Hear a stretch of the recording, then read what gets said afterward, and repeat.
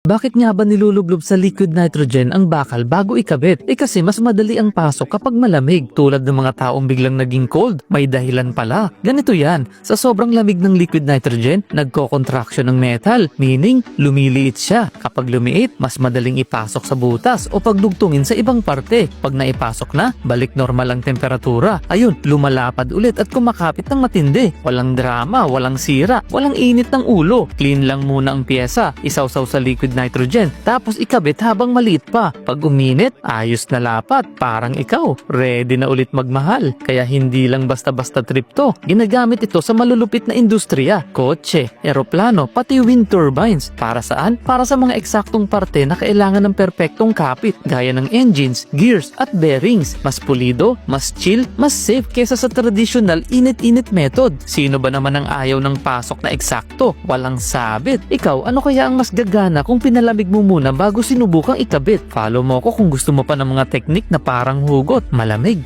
pero tumatagos.